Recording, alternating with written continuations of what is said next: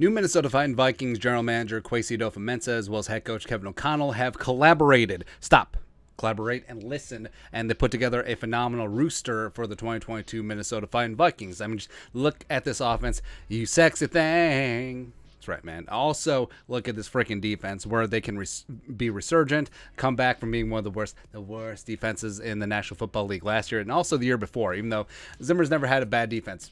Just ask him, right? But it isn't so much important what we think. It's important what the national media jabroni haircuts think. Actually, it isn't, but let's just go with that. So ESPN's Mike Clay is a guy that I really respect. He does the work. I think that he blends analytics as well as regular analysis pretty well. Fantasy football guru. I think that he could be the one in line to really step up and take over Matthew Berry's spot at ESPN, even though massive shoes to fill. Huge. Even though Mike Clay's a stupid Eagles fan, whatever. He put out his rankings for NFL rosters, and now it's weighted. You can see the positions are weighted by percentage. Quarterback is 28%, running back is only 3%, offensive line 12%, et cetera, et cetera, et cetera. And he ranked every single position group for the 32 NFL teams, and then put them into rankings, and the Minnesota Vikings clocked in at 13th best roster in the league. So we want to walk through the position groups and where he's right, where he's probably wrong, and then go from there. So Vikings, like we mentioned, 13th in the league with a 2.4. But, 2.4, that's going to get you a degree. Whatever. But Vikings quarterback-wise have a 2.6, which is 12th best in the league, which is pretty common for Kirk Cousins. I mean, you usually don't see him in the top 10. He's usually going to be 11, 12, 13, 14, sometimes even lower, but he's in that strata. I can't really get mad at that. Running backs wise, of course, the Vikings just destroyed the position group that has the least weight. So running back is only 3%. Tight end is 4%.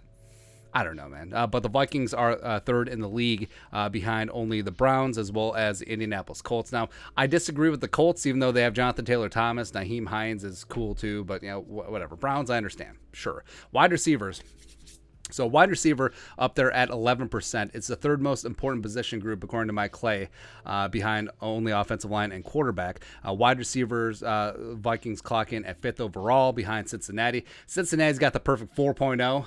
It's like an Asian kid's GPA. Yeah, I don't know.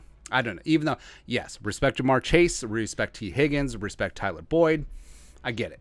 Fully understand it there. But Cincinnati, Tampa Bay, Arizona, Miami are deemed to have better wide receivers than the Vikings. Now, I understand. Even though Arizona, they don't have Nuke for his suspension, so that would knock them down a peg or two. Tampa Bay with Godwin as well as Mike Evans. Yes, fully understand that. Then Miami, sure, just drop Tyreek Hill and Jalen Waddle. I get it. I get it. But, of course, a little bit biased. Got the best wide receiver in the league.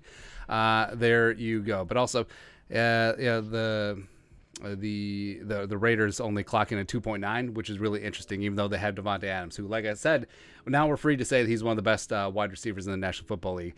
Tight ends, 1.5, whatever. Vikings offensive line. So this is interesting. They're the 10th worst. They're in the bottom third of the league. They're also the worst offensive line at a 1.3 rating in the top 19 teams. And then also you look at who has a terrible offensive line. The Rams only clock in at a 1.6. Now, a lot of that is Big Whit retiring, even though Joseph Noteboom, I think, is going to be a perfectly competent replacement. They gave him a little bit of money. So it's interesting. So Kevin O'Connell, Wes Phillips coming over from the Rams, where they were able to put together a high-octane offense, even though the offensive line, in Mike Clay's mind, even though, yes, Andrew Whitworth is out of the equation. But 1.3, that's the spot where one of the two spots where the Vikings have the most room for improvement. And I think that the offensive line, you already have two great bookend tackles in Darrisaw as well as O'Neal. If some of the interior offensive linemen can step up, I think Ezra is going to be solid in year 3. Can Bradbury do something? Can Chris Reed or Jesse Davis or Wyatt Davis or Ed Ingram step up at one of the other guard spots? Will be have it made in the shade. Defensive interior. So again, breaking down defensive interior versus edge rusher. Even though you still consider Daniil a defensive end, he's going to be with the edges. Defensive interiors. We're talking about Diesel, Dalvin, Armand for Watts, Harrison Phillips to clock in at a 2, about mid-level for the league. Edge rusher. So 3.1. 8th best in the league. And generally, Edge rusher quality, it's sort of a scattershot. So you see the Chargers up there at a 4.0, Vikings clocking in at 3.1, like we said, 8th best in the league. Saints at 3.8. I don't know, man. That seems a little bit high. Even though, yes, Cameron Jordan, aging out a little bit, sure. Browns at 3.9 with Myles Garrett, yes. Commies at 3.5. They do have a pretty damn solid defensive line, nailed it. Then you got the Steelers down there with TJ at a 3.4, but yeah, the rest of that roster is pretty booty. Linebackers at 3.3, 7th best in the league. Eric Hendricks is really propping that thing up. Also, Brian Asamoah, I think he's going to be a bad dude. And then you got the Vikings rolling in my 1.0. 8th worst in the league. They're the worst cornerback group in the top 15, according to Mike Clay. And like we said, 2 position groups of the Vikings have a chance to make a quantum leap. Offensive line as well as cornerbacks, because the only way you can go is up. And as a Vikings fan, you'll never go wrong saying, hey, it can't get worse. So I do think that they can still squeeze a little bit of solid productive play out of Patrick Peterson. Cameron Dantzler can build on his 2021 season. And I do think that Andrew Booth Jr. and Caleb Evans, even though they're young, even though they're rookies, I think that they could come in and play a significant role right away. Plus, you do have depth with Nate Hairston and Shondon Sullivan and Chris Boyd and Harrison Hand, etc. Safety clocking at 2.3. I think it's a little bit low.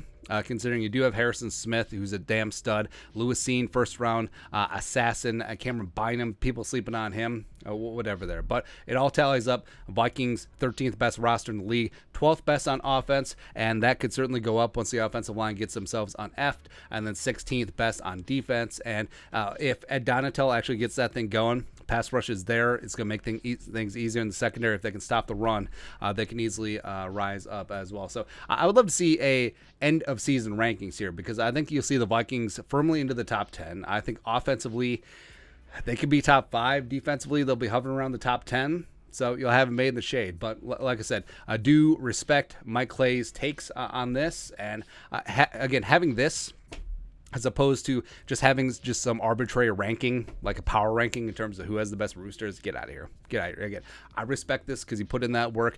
Then you're weighing the positional importance, etc. So go from there.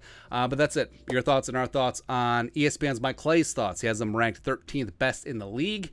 Let us know your thoughts and our thoughts and our thoughts. Everyone's thoughts in the comment section below. Subscribe for daily Vikings takes. Want to support the work? Put a little something in the Venmo. But till next time, Skol, production value.